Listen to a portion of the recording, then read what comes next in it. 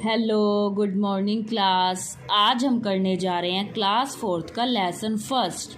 आज हम उसके वर्ड मीनिंग लर्न करने वाले हैं बेटा, क्योंकि लेसन्स तो मैं आपको पहले ही करवा चुकी हूँ। सो बेटा आज हम इसके वर्ड मीनिंग करने वाले हैं। एक वर्ड हमारा आया ब्यूटीफुल। ब्यूटीफुल का मतलब होता है सुंदर।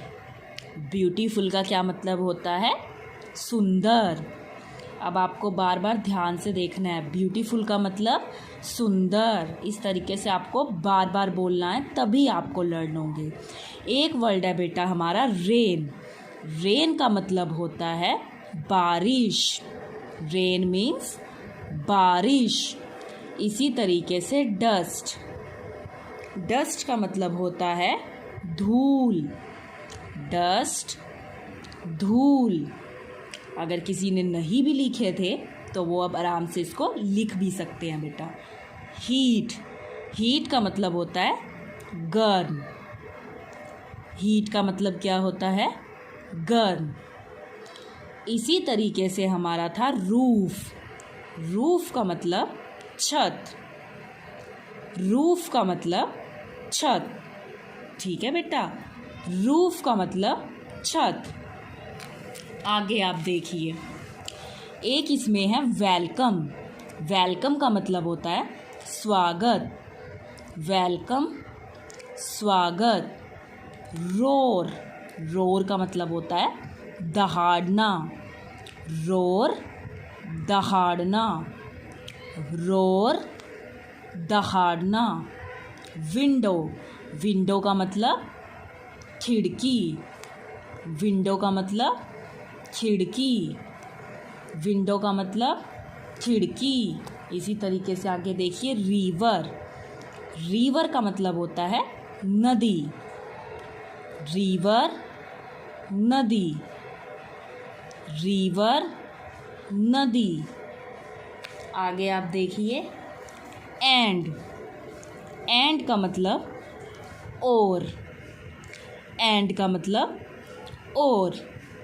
आई होप अब आपको लिखने में भी बिल्कुल प्रॉब्लम नहीं आएगी, क्योंकि मैं बहुत आराम से करा रही हूँ। जिन्होंने नहीं नोट डाउन किए थे पहले, वो दोबारा से नोट डाउन करके इसको लर्न कर सकते हैं बेटा।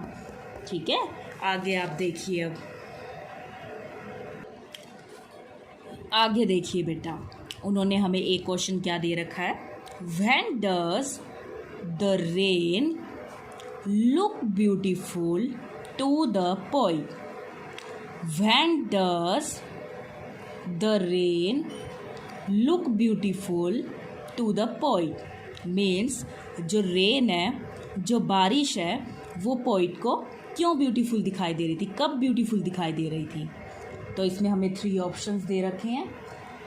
फर्स्ट है हमारा after the dust and heat, after a polluted day, या फिर आफ्टर अ स्टॉर्म। तो इसमें कौन सा आना चाहिए? जब हमने इसको पढ़ी थी पोएम, तो हमें पता चला था कि पोइट को वो इसलिए ब्यूटीफुल लगी थी। कब ब्यूटीफुल लगी थी? After the dust and heat.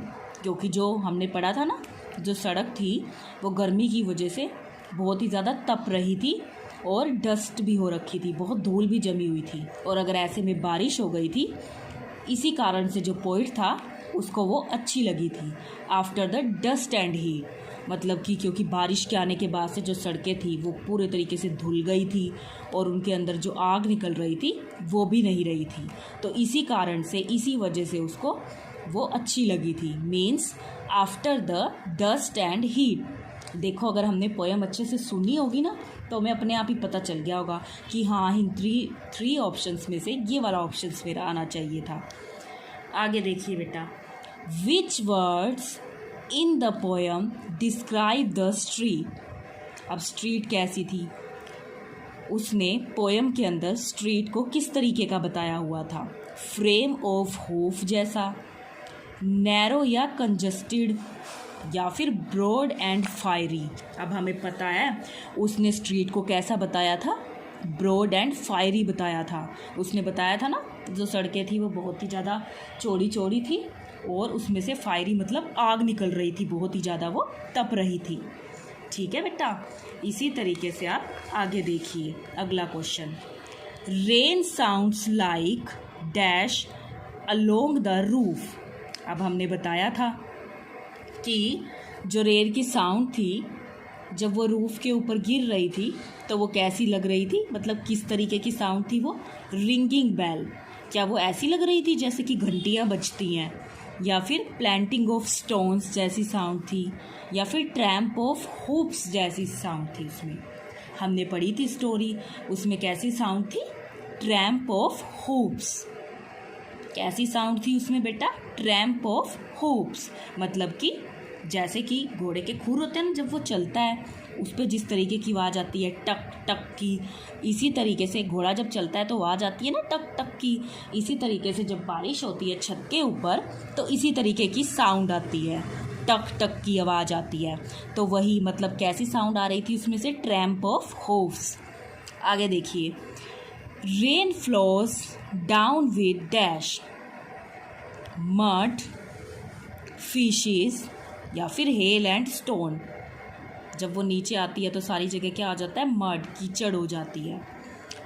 What does the poet feel like during with the rain. जब रेन के दौरान वो कैसा फील कर रहा था जो पोइट था? To put an umbrella out.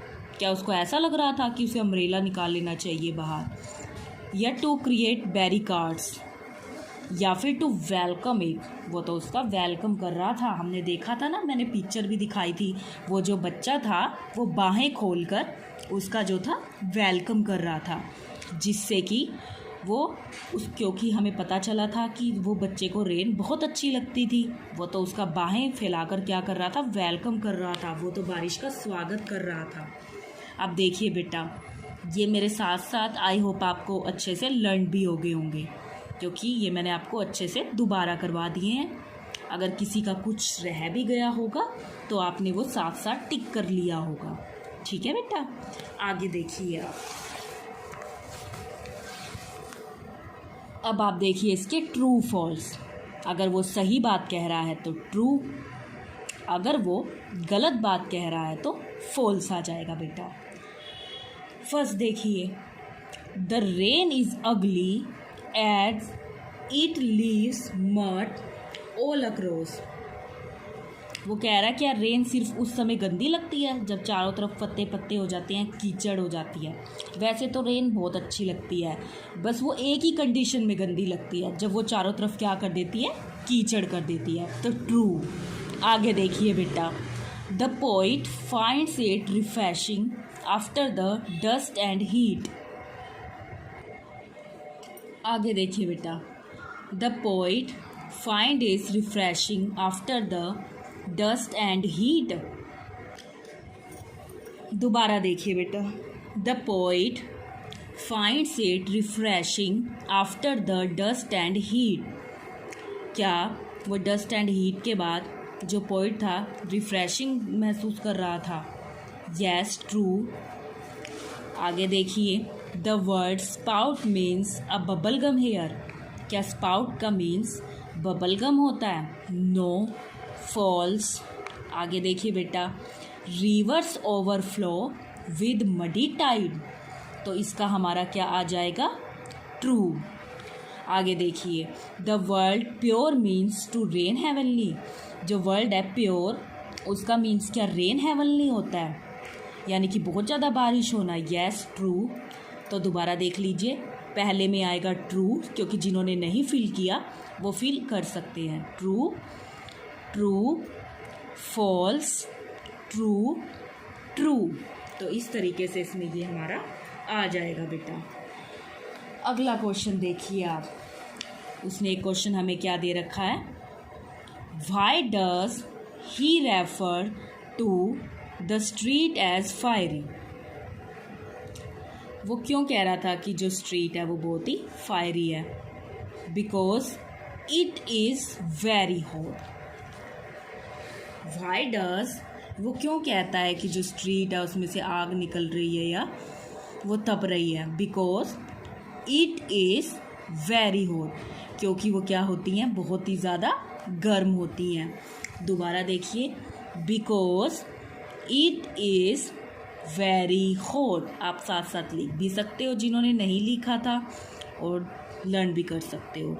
Because it is very hot.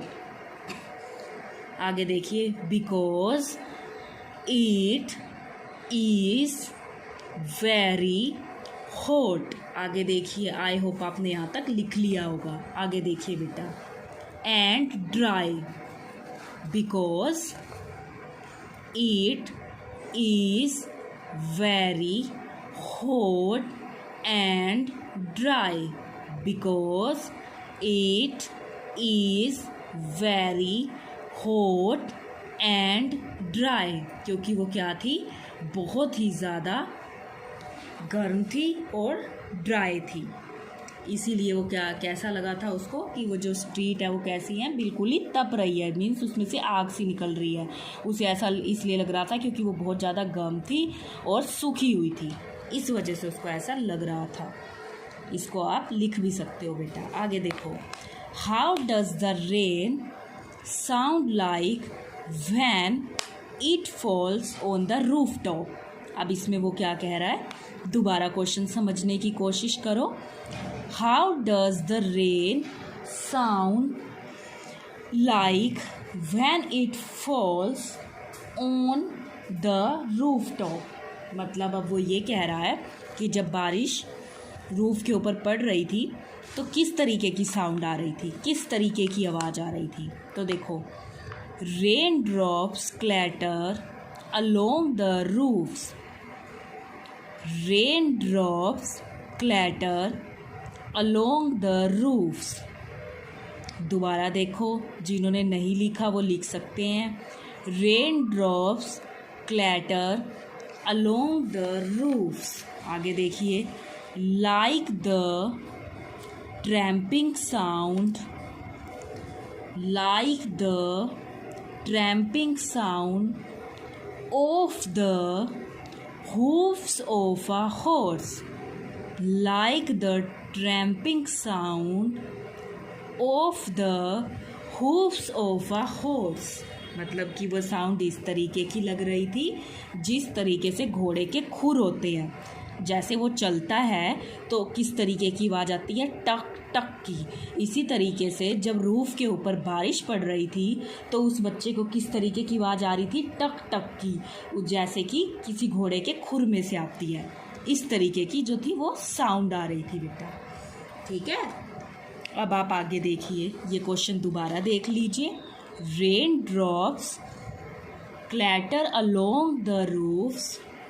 Rain drops clatter along the roofs like the tramping sound of the hoofs of a horse। ठीक है बेटा, ये क्वेश्चन का आंसर मैं आपको समझा चुकी हूँ।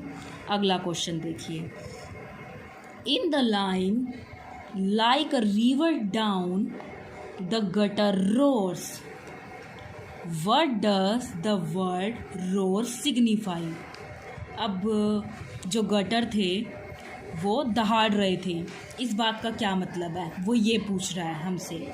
आगे देखिए बेटा, इट एक्सप्रेस्ड, मतलब कि ये क्या चीज़ बता रहा है, the beauty of the gutter. ये गटर की भी ब्यूटी बता रहा है। It expressed the beauty of the gutter. It expressed the beauty of a gutter. ठीक है, आई होप इतना लिख लिया होगा आपने।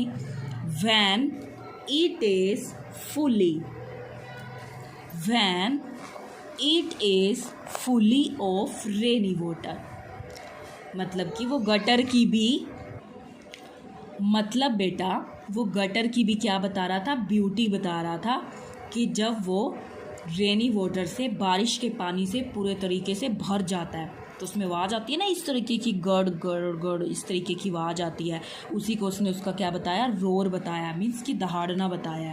तो देखिए, it expressed the beauty of the gutter when it is fully of rainy water.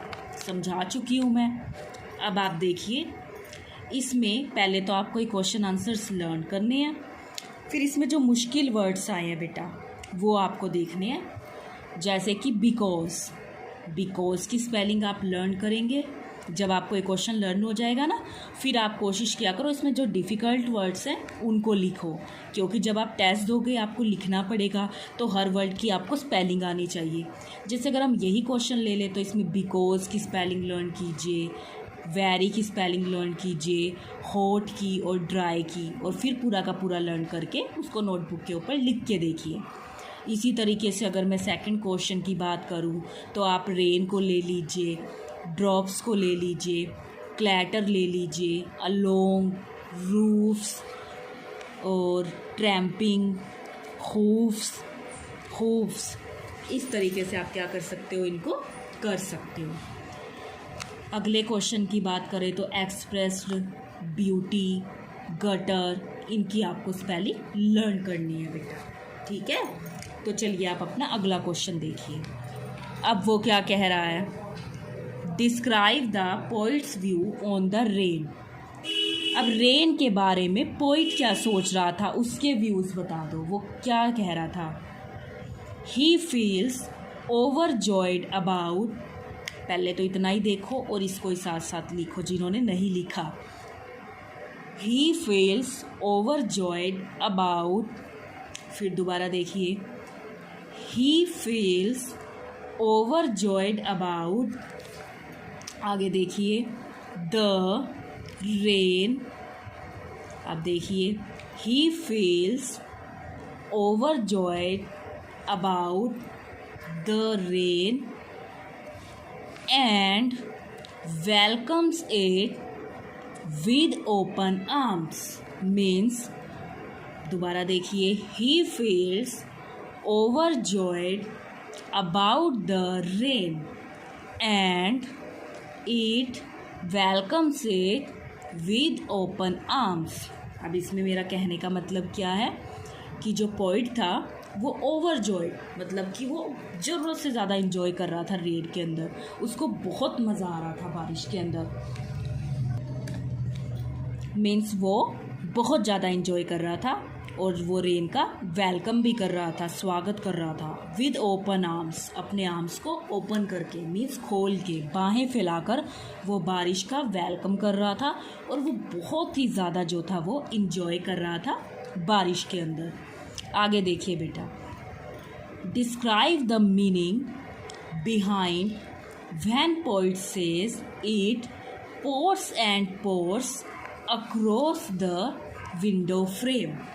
अब इस लाइन का क्या मतलब था, मतलब क्या कहना चाहता था वो, इस पूरी पोयम में ही क्या कहना चाह रहा है। The poem is all about, पूरी की पूरी पोयम किसके बारे में है, what happens when rain comes to a dry place।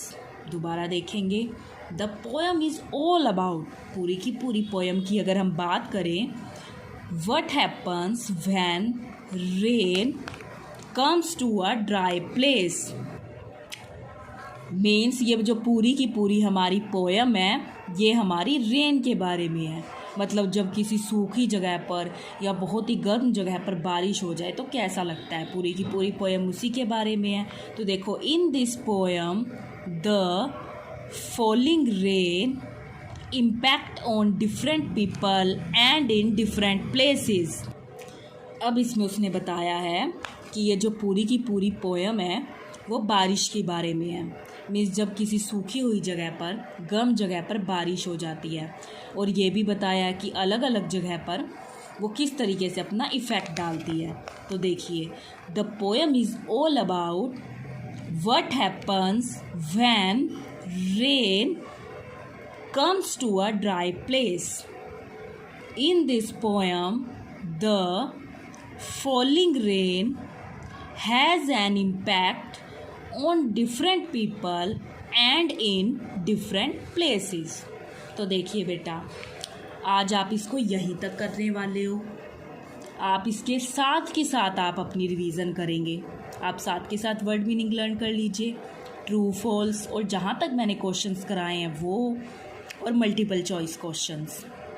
तो आप साथ के साथ लर्न करते रहें और साथ के साथ तैयारी करते रहें।